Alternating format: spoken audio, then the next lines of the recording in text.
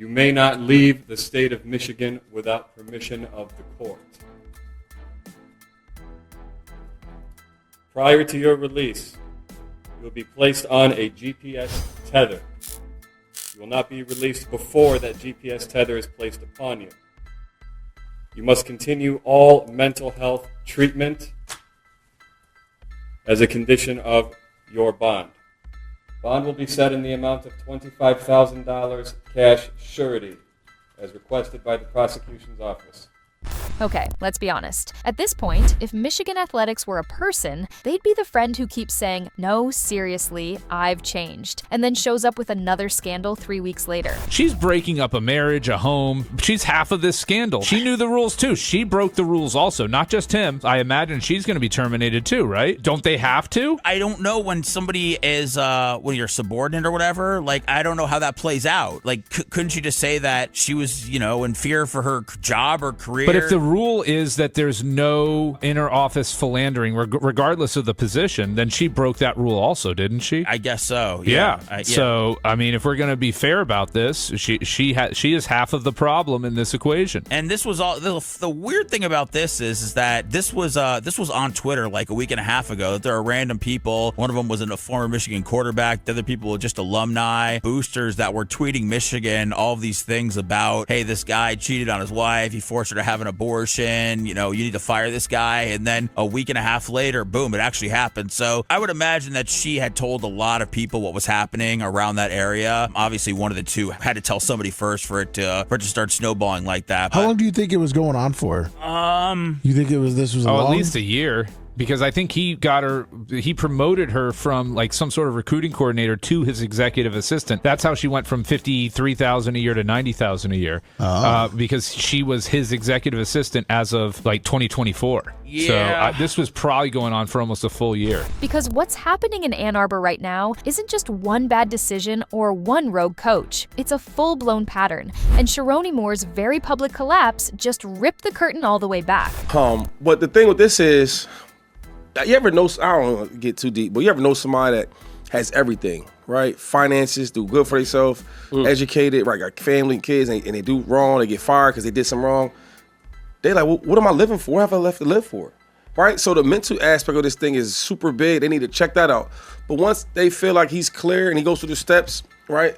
They should release him, though. I mean, threatening people is wrong, but I can see a place for him in a scenario where, like, I made some bad mistakes. Bro, my life was up here. And I always tell kids this, every decision you make is so important because it can be your last. He goes to this, makes bad decisions, it comes out. Now everybody's leaving him. He's like, what am I living for? So I feel for the young brother, to be honest. I mean, people don't want to hear that, but I feel bad for him because we all make mistakes. One thing I hate about when you become famous or somebody, every time you do something wrong, it's a million people got something to say. And out of the million people that's talking, they be the worst ones doing all type of stuff. In the last 3 years alone, Michigan athletics has managed to stack scandals like it's a competitive sport. And no, this is not normal, even by college sports standards. Let's run it down slowly because it's a lot. Michigan's men's hockey coach, Mel Pearson, wasn't fired outright but quietly shown the door after an investigation said the program had a toxic environment. That included pressuring players to lie on COVID contact tracing forms and allegedly mistreating female staff members. Already bad, but wait. There's more. Basketball coach Juwan Howard got suspended after literally smacking an opposing assistant coach during a post-game handshake line. Not yelling, not shoving, smacking on camera in front of everyone. Then came football staffer Matt Weiss, who was fired after police said he hacked into the private accounts of student athletes, mostly women, to steal intimate photos. Federal charges followed. That's not sports drama, that's criminal drama. Meanwhile, Jim Harbaugh, Michigan's golden child, was benched twice during a season where the team literally won a national championship. Once for recruiting violations tied to the COVID season, and again for his connection to the now infamous sign-stealing scandal, which somehow involved a staff member allegedly showing up to games in disguises like this, was Scooby-Doo, Big Ten edition. Michigan denied, fought back. Enter Sherrone Moore. Moore was promoted to head coach after Harbaugh left for the NFL, despite already being suspended for recruiting violations and later slapped with a show-cause penalty for not cooperating in the sign-stealing investigation. Michigan backed him anyway.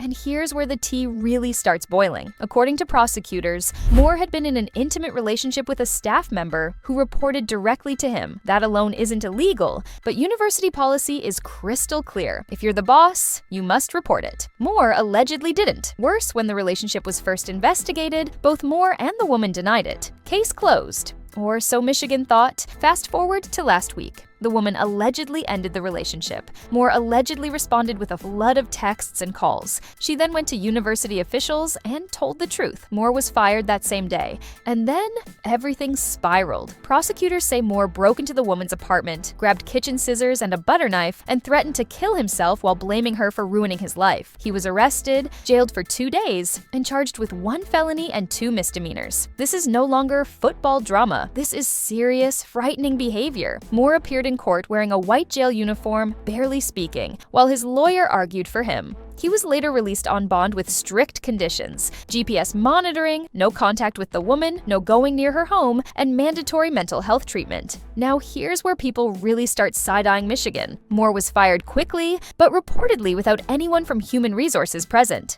Not illegal, but definitely unusual for a massive university dealing with Title IX issues and criminal allegations. Meanwhile, the woman involved remains employed by the university, and public records show her salary jumped from about $58,000 to $99,000 within a year. Before anyone gets weird, staying employed does not mean wrongdoing, but optics matter. And Michigan's optics lately, questionable at best. Which brings us to the biggest issue of all: culture. Michigan loves the idea of the Michigan man.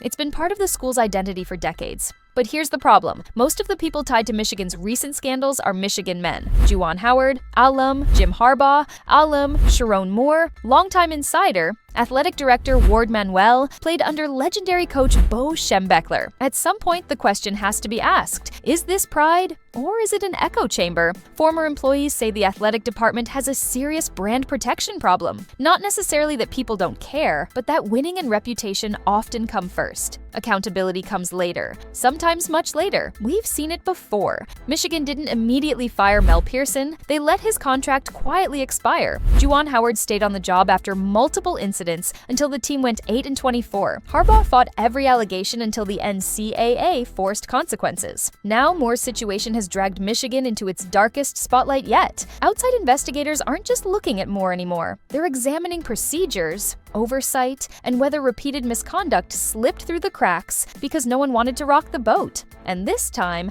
Michigan can't spin its way out. Because when scandals keep happening across multiple sports, multiple coaches, and multiple years, it stops looking like bad luck and starts looking like a system problem. The university says it wants all the facts. Officials are asking people to come forward. The Board of Regents has reportedly discussed leadership changes, but fans, alumni, and casual observers are asking something much simpler. How many times can you say this is an isolated incident before nobody believes you anymore? Because right now, Michigan athletics isn't just dealing with one fallen coach. And trust me, this tea is nowhere near done steeping.